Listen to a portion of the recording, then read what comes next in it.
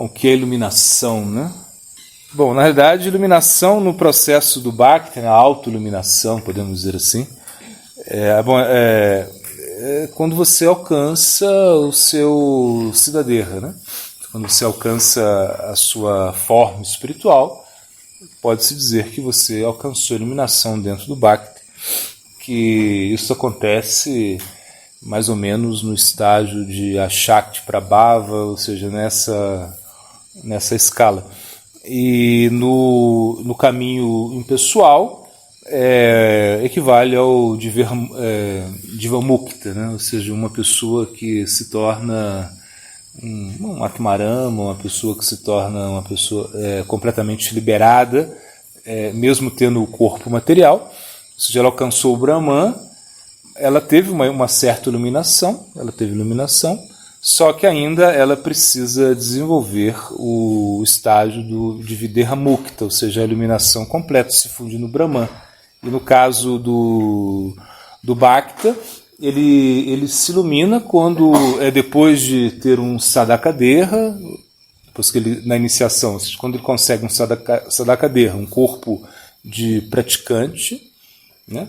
E aí ele tem um corpo material, mas ele ao mesmo tempo não é material. Por quê? Porque ele realiza as atividades, né, do Bhakti. Aí, quando ele vai se elevando, né, nas plataformas do Bhakti, chega um ponto que ele desperta o seu Siddhadeha, ou seja, o seu corpo espiritual. Mesmo ele tendo um corpo, né, material, ele já sabe qual é o seu serviço no mundo espiritual. Então, aí ele se iluminou. É uma questão dele desenvolver o bhava e provavelmente nascer no Prakrita Lila, ou seja, nos passatempos manifestos de Krishna, para desenvolver mais esse bhava e depois nascer no Aprakrita Lila, nos passatempos e manifestos, né, de Krishna, nos passatempos eternos de Krishna, né? Bom, também aqui, a mesma pessoa pergunta a respeito de desenvolver uma relação amorosa com Deus, né? Ou seja, ela acha, ou seja, a questão é que essa tendência, né, de pensar que se você desenvolve uma relação com Deus, você limita ele, né? Porque no aspecto do Brahman ele é mais penetrante, né? Podemos dizer, essa é a dúvida dela, né? Ou seja, quando ela percebe que o Brahman ele é todo penetrante, se você tem uma conexão com o Brahman, você vai poder perceber Deus em todas as coisas, você vai entender que ele está em todas as coisas. Isso não é tão limitante enquanto quando você desenvolve o processo do Bhakti, ou seja, onde o Bhakti você desenvolve uma relação pessoal com Deus, né? Mas é justamente o contrário. Por quê? Porque o Sadhya, o objetivo, né, do Brahman é realmente você cessar suas atividades e ter uma existência eterna, mas com praticamente nenhuma bem-aventurança, nenhum ananda, né? E já o Sadhya do Bhakta é justamente o contrário, você ter uma relação pessoal com Deus, se sacrificar por Ele, e quando você alcança a perfeição, essa relação vai cada vez se desenvolvendo mais, e cada vez você vai desenvolvendo mais ananda, ou seja, você vai desenvolvendo mais bem-aventurança. Então isso não tem limite para a bem-aventurança que você encontra numa relação pessoal que você tem com Deus, né? Então se diz que o ananda, né? Ou seja, a bem-aventurança que você pode experimentar num processo impessoal, ou seja, de se fundir com Deus, que aparentemente parece algo assim tão ilimitado, não se compara à bem-aventurança que você tem ao ter uma relação de amizade com Deus, uma relação amorosa, uma relação fraternal com Deus, onde você perde a completa consciência que Krishna é Deus. Então você se torna muito mais expansivo, muito mais ilimitado, né, do que é muito mais, ou seja, é algo completamente limitado, ou seja, não dá para realmente, com palavras, descrever a bem-aventurança que você alcança numa relação pessoal com Deus, da bem-aventurança que você alcança numa relação com o Brahman pessoal. Então é isso, né? Bom, aí para a gente terminar aqui, ela fala, né? O senhor pode explicar sobre se associar com o aspecto do guru, né? O aspecto exterior, né? O aspecto interior, né? Bom, então aí que ela quer dizer, acho que é mais relacionado a Paramatma, né? Porque o aspecto do guru, né? Interno é o Paramatma, então se diz que o que Krishna se manifesta internamente, né? Como Paramatma, externamente ele se manifesta, como o devoto, como o guru, né? Como é? Siksha Guru Ketajani Krishnera Swarupa Antarami Bhakta Shestra Ei Dui Rupa. Dois Rupa. Duas formas ele se manifesta. Internamente ele nos ilumina como Paramatma, né? E externamente ele vem na forma de Siksha, ele vem na forma do Guru, né? Então o Guru tem esse aspecto, né? O Guru é um princípio, o Guru ele não é uma pessoa. Não adianta você tentar limitar o Guru como uma pessoa, isso não vai funcionar. Ele é um aspecto assim, muito penetrante, um tátua bem difícil de ser entendido, né? Ou seja, uma verdade ontológica assim, bem difícil de ser compreendida. Mas é muito importante entender que, como Paramatma, Krishna ele vai lhe dar, né, instruções, sim, mas Paramatma é um aspecto mais neutral, um aspecto mais observador, um aspecto que não pode te ajudar tanto assim, né? Ou seja, por isso Krishna se manifesta como o Guru externo. Por quê? Porque nesse aspecto, né, o Guru, né, o aspecto externo do Guru, ele é muito mais compassivo. Por quê? Porque ele também experimentou, né, tudo aquilo que você está experimentando, ele viveu, né, no mundo material, ele torceu para o Flamengo. Bom, felizmente, teve essa boa fortuna. Mas, ou seja, ele foi na boate, enfim, não.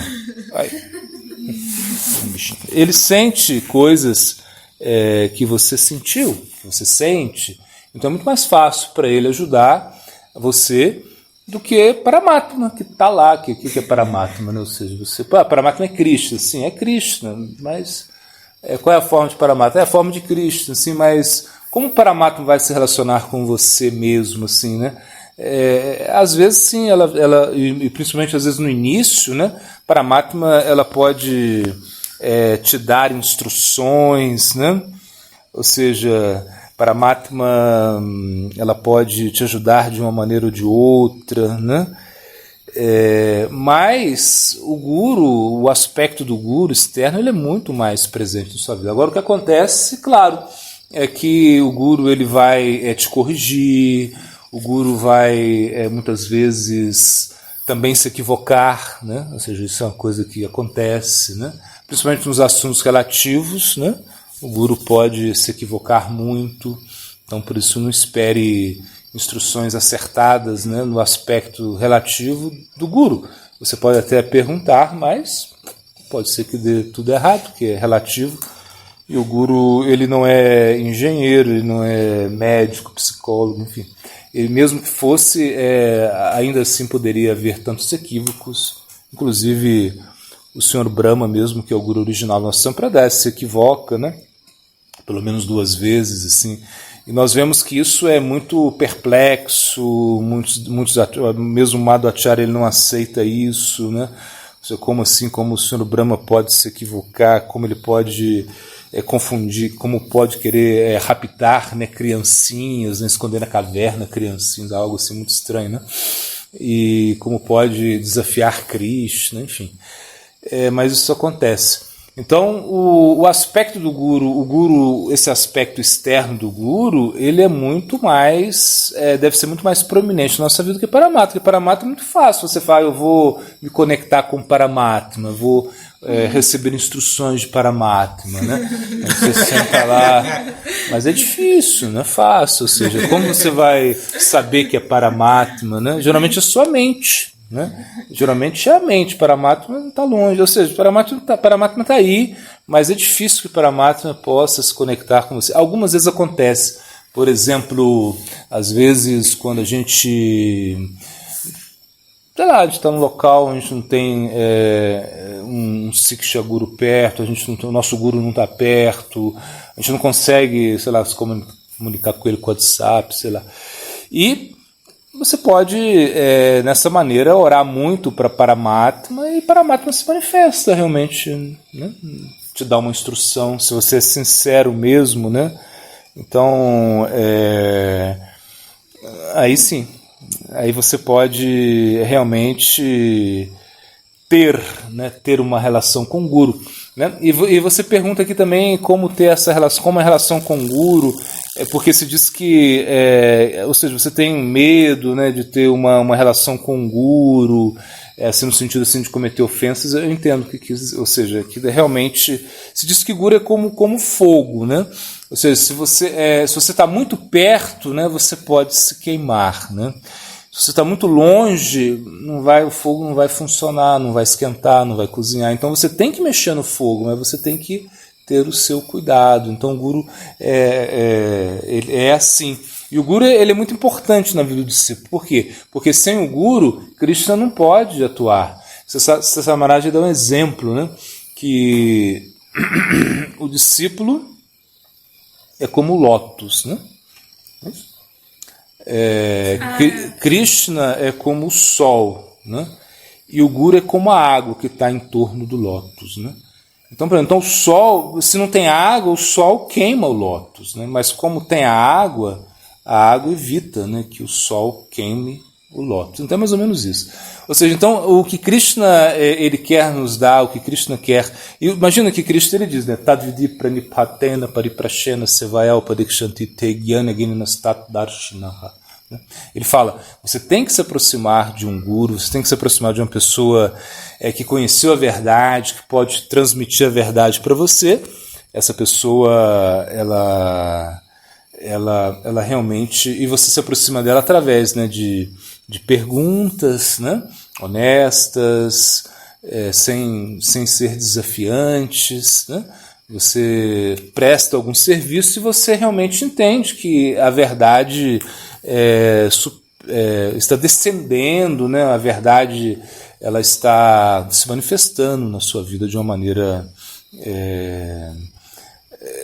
através do plano superior. Então, por isso você tem que ter respeito a esse plano superior, a aquilo que o Guru está dando. Né? Então você não tem que ter medo de cometer ofensa, porque o medo realmente, o medo paralisa. Né?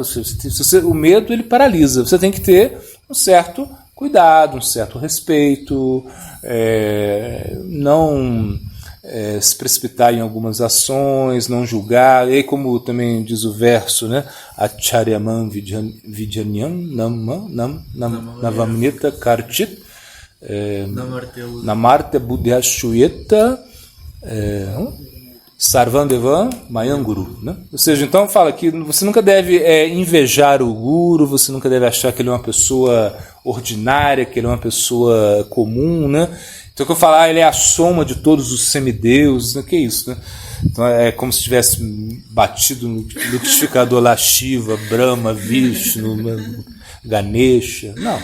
É que, na realidade, é o seguinte, o quê? É essa representação suprema, ou seja, então se você se aproxima através de Krishna, através do Guru, é como se você tivesse adorado todos os semideuses, é como se você tivesse se aproximado, né, de todos os semideuses, né?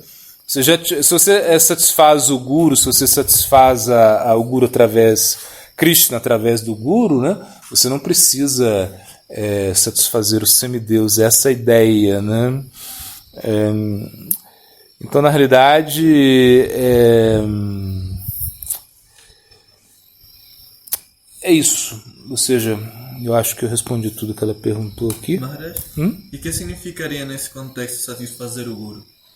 Bom, satisfazer o Guru significa você se modificar, né? Você praticar. Né? Na realidade, o que mais satisfaz o Guru é quando o discípulo se supera. Ou seja, quando o Guru vê que o discípulo ele se torna também um Guru, ou seja, ele se torna forte, né? Ele não mais não é mais levado por Maya, quando ele vê que o discípulo realmente ganhou uma estabilidade, né? Que ele se torna uma pessoa assim bem contundente na luta contra a Maya, o Guru fica satisfeito. Ou seja, por quê? Porque esse é o objetivo do Guru, ou seja, que o discípulo possa superar as suas paixões, que o discípulo possa superar a sua atração por Maya. Então o Guru vai ficar feliz nisso, né? Quando o discípulo se ocupa seriamente, né? No canto do Santo Nome, no canto do Gayatri, no estudo das Escrituras. Ou seja, quando ele realmente se estabelece num sambanda, num conceito assim que realmente ele não pode se mover. Porque, por exemplo, o discípulo ele pode ser muito largo, muito suave, ou seja, muito leve. E ele vai para qualquer direção. Ele está indo, de repente o discípulo, o cara já está tá lá na boate, né?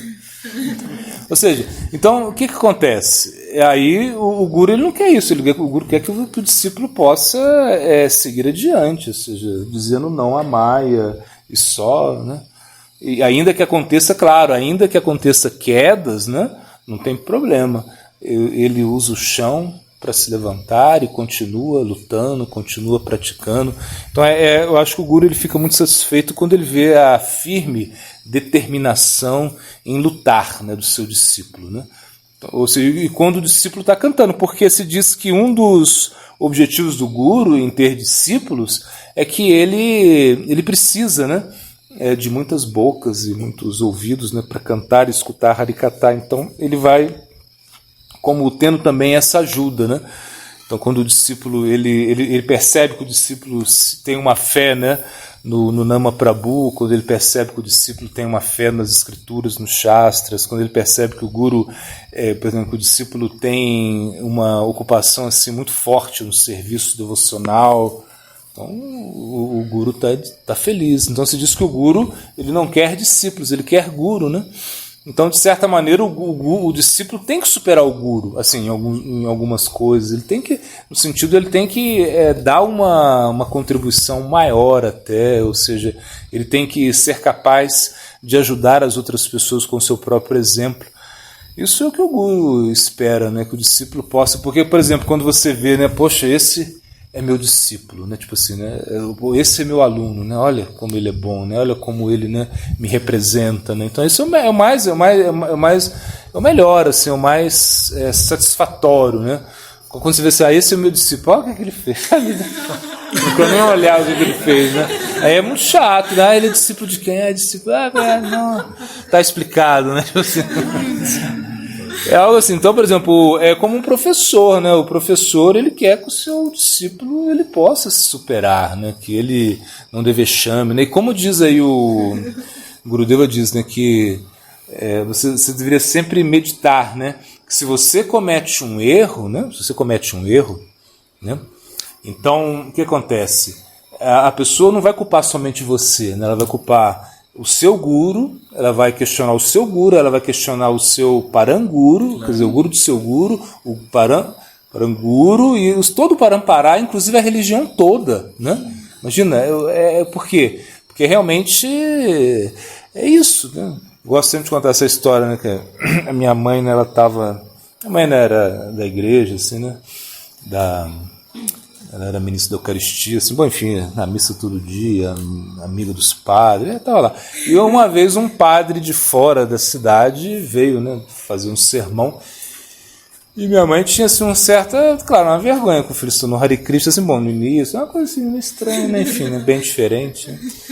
E todo mundo falava, mas né, ninguém dizia, ninguém perguntava, todo mundo ficava aquela coisa assim, né? Sabe como é? Cidade pequena, enfim. E aí, um dia na missa, né, no sermão, o padre estava falando, né, dando sermão, aí ele falou assim, não, porque nós, né, cristãos, nós temos que seguir o Cristo, nós temos que seguir a Bíblia, nós temos que praticar, né? Mas eu vejo que vocês não leem a Bíblia, vocês não cantam um rosário, né? Vocês têm que ser como os Hare Krishna, né? Eles estão lá sempre cantando, os Hare Krishna estão lá sempre cantando, estão sempre glorificando Deus, cantando na rua, cantando. E aí ficou assim, até com vergonha, assim, será que descobriram, né? Então, tipo assim, coisas assim. E aí ela me contou, né? Ela me contou. E realmente, ou seja, quando um Hare Krishna faz besteira, né? Você vê que a coisa é tão forte, um Hare Krishna fazer besteira. Olha, todo mundo fala, não, um católico, assim, tá certo, nós somos minoria, mas também nós representamos uma coisa muito forte por trás, ou seja, a gente tem muita filosofia, imagina, a gente tem uma coisa assim que um Hare Krishna, né, ele é uma coisa assim, incrível, assim, porque ele vai falar da alma, ele vai falar de tantas coisas, né, que realmente que até teólogos mesmo, eles não vão poder explicar. Ou seja, um Hare Krishna, ele vem e ele detona mesmo. Por quê? Ele tem um conhecimento. Se ele é o Bhagavad Gita, Prabhupada, ele falava, o Swami Maharaj Prabhupada, com o Bhagavad Gita e bom senso, você pode derrotar qualquer um. Porque ali está tudo, né? Então, e com a prática, no Mahamantra, enfim, é algo muito poderoso. E quando o Hare Krishna, né, ele faz alguma coisa errada, né, ele também é muito centro de atenção. Então a gente deveria ter essa coisa, né, esse cuidado. Então o discípulo, ele representa o guru. Isso que tem. E aí se diz, né, quando você vai fazer uma besteira, né, lembra do guru, né? Assim, lembra do guru, né? Como um devoto aí que ia fazer uma besteira, lembrou do guru e falou, não quero fazer mais essa besteira, como não consigo. Tipo assim, isso acontece muito, entendeu? Porque você fica, é uma coisa assim na consciência, a consciência pesa, entendeu? Porque você sabe que é errado e o nosso processo é forte, ou seja, se você vivencia o processo, não de forma superficial, mas você morando aqui no templo, né, você morando, né, no ashram, você vai experimentar algo forte, né? Então a sua consciência vai pesar. Ou seja, pode ser que depois você acostume, né, e vire cara de pau. Mas a princípio você vai como, né? Poxa, que coisa difícil. Ou seja, é difícil assim, né? Para uma pessoa honesta, né? Fazer coisas erradas se ela está praticando, né? Porque o processo é muito forte, né?